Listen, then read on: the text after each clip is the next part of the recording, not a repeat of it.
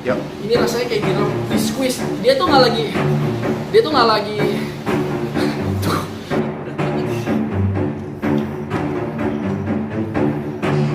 Coba.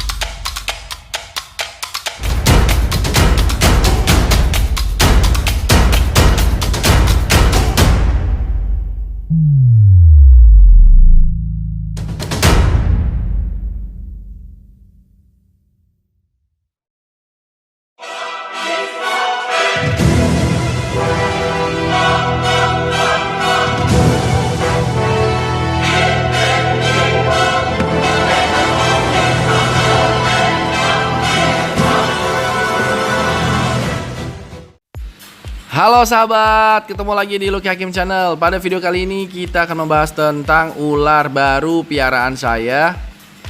Ini ular retik, jinak, dan ya seperti yang terlihat besar. Umurnya 12 tahun. Kita ukur sama-sama berapa sih kira-kira panjang dan beratnya. Tapi belum lurus. Nah sekarang nih, coba kita lurusin ya. Ya, oke Brin. Ya. Ini taruh ini satu nih ya, udah 1, 2, 3, 4, 5, 6, 7, 8, 9, 10, 6 meter. Udah kotor. 6 meter. 6 meter ini Yuli.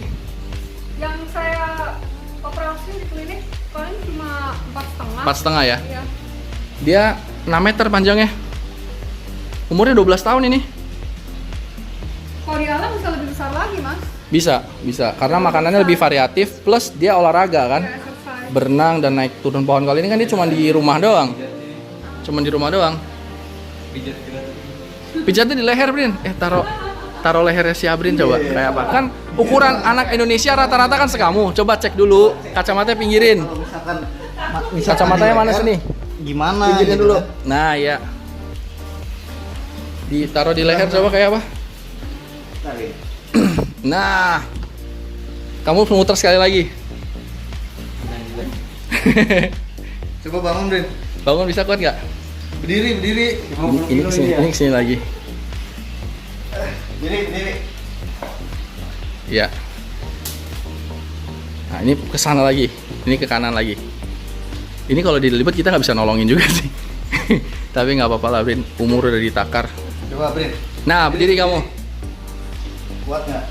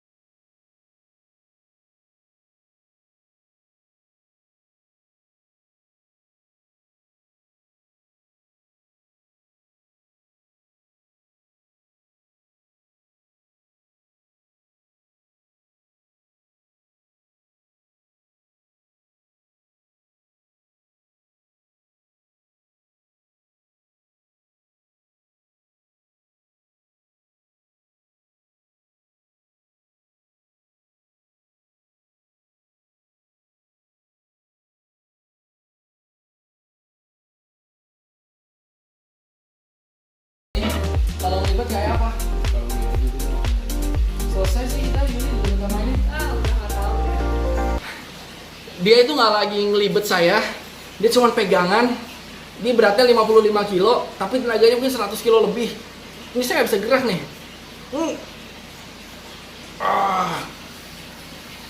Ini kalau dia niat ngelibet saya, kayaknya harus tolongin 3 orang baru bisa lepas.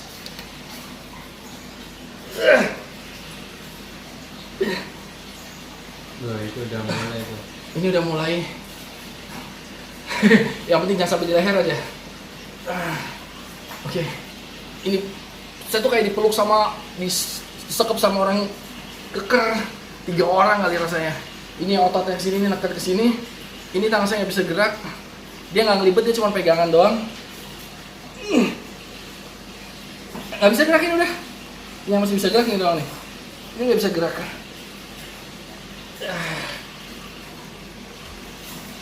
Berat banget. Jadi kalau di hutan ketemu sama begini, saya tuh suka takjub sama suku-suku pedalaman, entah di Kalimantan atau di Amazon ketemu sama anaconda, bisa hidup sama makhluk seperti ini di hutan sana dan jauh lebih besar dan lebih kekar. Karena ular ini, ular piaraan dari kecil udah 12 tahun, dia nggak berburu dan dia nggak olahraga. Jadi ototnya nggak sekuat, nggak sekeras kalau ular yang ada di alam. Kebayang nggak ular yang di alam kayak apa kuatnya, dan kadang-kadang besarnya bisa 3 kali lipat lebih besar dari ini. Ini saya nggak bisa gerak. Ular yang memangsa orang di Sulawesi waktu itu ukurannya segini, lebih besar sedikit atau sama, bisa nelen satu wanita, mungkin berat 50 kg. Kalau saya mungkin, ini kan saya 80, mungkin dia masih kesusahan untuk nelen saya. Jadi mungkin dia belum mau nelen saya, mungkin besok-besok nggak tahu. Saya mau oke, udah cukup. Udah. Ya sahabat, sebelum kita lanjut videonya, saya mau menawarkan sebuah game online yang terakreditasi sebagai website resmi dan bersertifikat. Satu user ID sudah bisa bermain semua jenis permainan. Bonus member baru 200%, cashback 100%, ada bonus mingguan, dan juga ada bonus ajak teman. Ya sahabat, ayo gabung sekarang juga. Untuk linknya ada di bawah sini, dan keterangan lebih lanjut bisa cek di deskripsi. Sekarang Nyai Kembang akan diperiksa oleh Dr. Yuli. Dr. Yuli ini memang ahlinya reptil.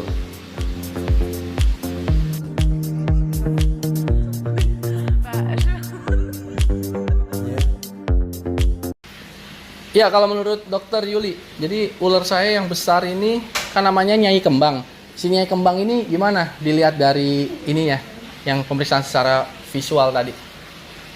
Nyai Kembang dalam pemeriksaan secara visual, ularnya kulitnya bagus, dia bersinar sekali. Terus kadar air juga di kulit cukup, ularnya juga aktif, dan dia ini keistimewaannya satu nih mas, ini jinak sekali untuk retik. Kalau ular itu biasanya dia paling bagus makanan tuh yang utuh. Jadi kan ada ya dikasih ayam potong, tapi sebaiknya sih kalau kita bisa berikanlah yang utuh. Yang terbaik tetap mamalia atau rodents, contohnya tikus, marmut. Di bawah itu biasanya adalah unggas. Unggas bisa kasih ayam, bisa kasih burung puyuh, bisa kasih yang lain. Ini saya mau nanya, sebenarnya dokter hewan itu belajarnya cuman anjing dan kucing aja atau memang belajar secara umum? Kalau di Fakultas Kedokteran Hewan biasanya diarahkan untuk mamalia, yaitu anjing, kucing, diberikan juga dasar-dasar pengetahuan untuk hewan besar, misalnya untuk sapi, terus untuk kuda, terus untuk domba, itu yang umum. Reptil khususnya kura-kura, saya pernah lihat Yuli membuka karapas kura-kura, mengoperasi telur ular dan lain-lain, itu memang kursus dulu atau otodidak atau? Saya masih sangat muda, saya belajar ngobatin. Caranya saya beli buku dari luar negeri, saya impor semua jurnal, buku-buku tentang reptil, lalu saya pelajari. Nah, sedikit demi sedikit saya mendalami pengobatan reptil, dan kebetulan saya terus masuk jurusan kedokteran hewan. Di situ saya dapat pengetahuan lagi yang lebih detail, yang lebih advance mengenai pengobatan hewan, didukung sama kursus-kursus yang banyak saya ikuti. Jadi kalau ini saya mengatakan bahwa kalau punya masalah dengan anjing kucing, Yuli sudah pasti otomatis bisa menangani secara umum karena itu memang belajar di dokter hewannya seperti itu. Tapi kalau untuk bicara reptil, ini saya mengatakan bahwa Yuli bisa spesialis ke arah situ walaupun memang belum dapat gelar spesialis reptil. Tapi untuk menangani itu memang toh sudah ada, betul begitu ya?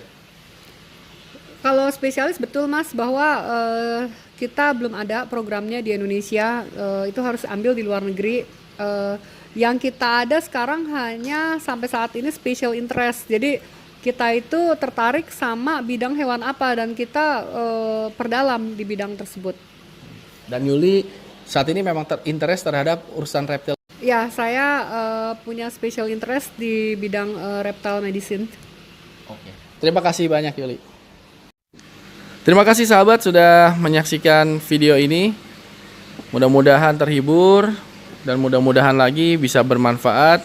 Sampai ketemu di video berikutnya. Salam.